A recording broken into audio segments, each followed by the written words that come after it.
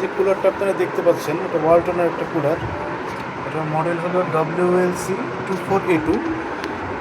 এটা এখন 3600 টাকায় পাওয়া যাচ্ছে, মোটামুটি 50% ডিসকাউন্টে 3600 টাকায় পাওয়া যাচ্ছে।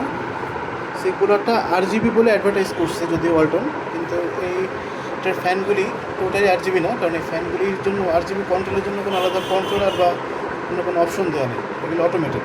তো ফ্যানগুলি কন্ট্রোল করার কোনো রাস্তা নেই। এই যে মডেলটা হলো WLC24A2। এই কুলারটা ইউজ করার আগে আমার কাছে একটা কুলার ছিল, সেটা হচ্ছে থার্মাল রাইটের পিয়ারলেস অ্যাসাসিন 120 AC।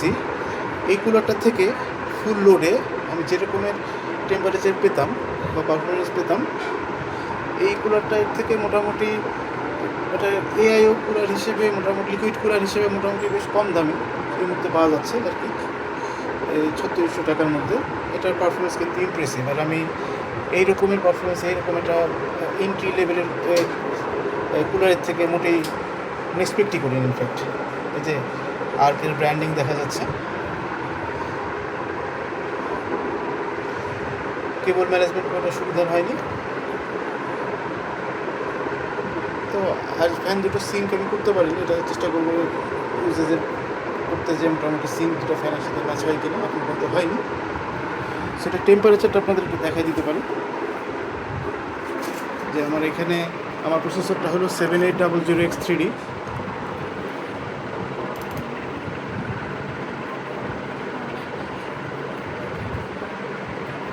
সেখানে একটা সিনেবেঞ্চের একটা প্রোগ্রাম আমি লঞ্চ করে রাখছি।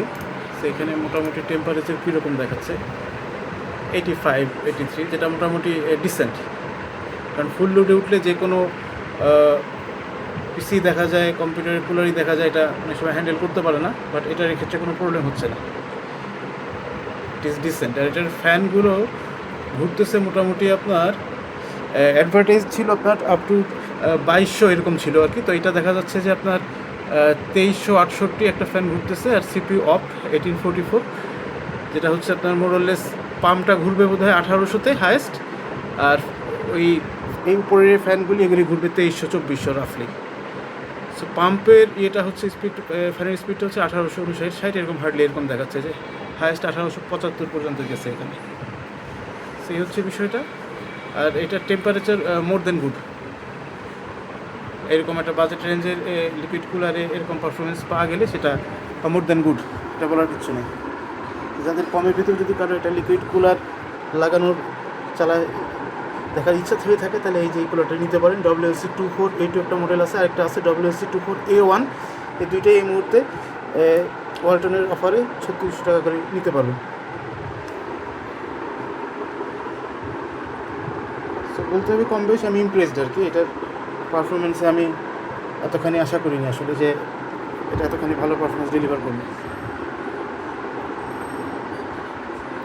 আচ্ছা, মজার বিষয় আপনার সঙ্গে শেয়ার করি, আমার এই বিলটা কিন্তু AM5, যদিও এটার এই ওয়েবসাইটে AM4 পর্যন্ত সাপোর্টেড বলা আছে, তবে প্র্যাকটিক্যালি AM4 আর AM5-এর যে ইয়েটা, সেটা সিস্টেমটা, লাগানোর সিস্টেমটা একই। তো এক্ষেত্রে বিষয়টা হলো যে নর্মাল অন্যান্য যেসব আফটার মার্কেট কুলার থাকে, সেগুলিতে আপনার AM4 বা AM5-এর জন্য আলাদা করে একটা ব্র্যাকেট দেওয়া থাকে। তো এটার মধ্যে আলাদা কোনো ব্র্যাকেট না থাকার ফলে আপনার মাদার বোর্ডের যে আলাদা সাথে যে বিল্ট ইন ব্র্যাকেটটা থাকে, যে দেখা যাচ্ছে, ওটার উপর এটা অ্যাটাচ করে নিতে হবে। এটা লাগায় এরপর এটা ক্লিপ দিয়ে এটা মাউন্ট করে নিতে হবে। এই যে অর্থাৎ মাদারবোর্ডের সাথে যে প্রথম কেনার সময় প্রথম যে ব্র্যাকেটটা থাকে, ওই ব্র্যাকেটটা ইনস্টল করে নিতে হবে। এটা যদি থাকে তাহলে আপনি AM5-এর সাথে ইউজ করতে পারবেন। তো প্র্যাকটিক্যালি AM4 আর AM5-এর ইয়েটা একই, টেকনোলজিটা একই। এটা এই কারণে এটা AM5-এর সাথেও কম্পিটেবল হচ্ছে। যেরকম বললাম আর কি, যে ওয়েবসাইটে এটা M4 পর্যন্ত কম্পিটেবল এরকম উল্লেখ আছে, তবে এটা M5-এর সঙ্গে চালানো যাচ্ছে, আপনারা নিজেই দেখতে পাচ্ছেন। এবং মোটামুটি এটার টেম্পারেচারও মোটামুটি নট ব্যাড টাইপ।